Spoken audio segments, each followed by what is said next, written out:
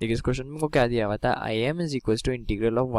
1 से लेकर E L N X का पावर एम डी एक्स। ठीक है, यहाँ पे एम है तो यहाँ पे भी एम है, तो हमको पूछा था कि आई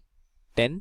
प्लस 10 आई 9 इसकी वैल्यू क्या होगी। ठीक है, तो देखिए इसकी वैल्यू इवैल्यूएट करते हैं, कैसे ढूंढ सकता हूँ मैं। आई एम, देखिए मैं एम की वैल्यू एक बार 10 रख रहा हूँ, यहाँ पे एम की वैल्यू क्या रखता है एक बार के लिए 10 रख रहा हूँ। तो ये देखो I 10 that is equal to integral of 1 से लेकर ई एल एन एक्स की power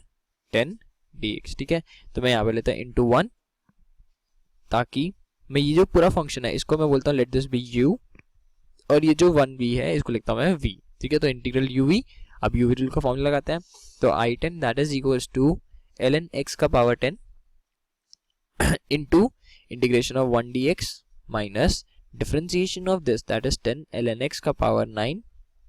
into 1 by X into integration of 1 dx का होल इंटीग्रेशन। यही फॉर्मूला होता है, मैंने इसको अप्लाई कर दिया यहाँ पे। तो ये देखा मेरे पास में x ln x का पावर 10 लिमिट जाएगी मेरे पास में 1 से e माइनस यहाँ पे क्या आएगा, देखिए differentiation sorry integration differentiate already कर चुका हूँ, इंटीग्रेशन ऑफ 10 ln x का power 9 upon 1 by X into integration of 1 that is x dx। तो ये 1 और 1 कैंसिल हो जाएगा, तो यहाँ से आ जाएगा मेरे पास में 10 बाहर, तो इसको लिख सकता हूँ मैं, देखिए e ln e का पावर 10 पहला तो पार्ट माइनस 1 ln 1 का पावर 10, ये हो गया upper limit minus lower limit, minus 10 times integration of ln x का पावर 9 dx, लिमिट हो गया यहाँ से 1 से लेकर e।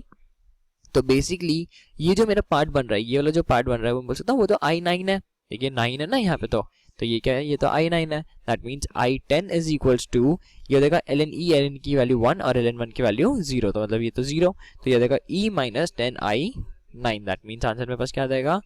i10 plus 10 i9 that is equals to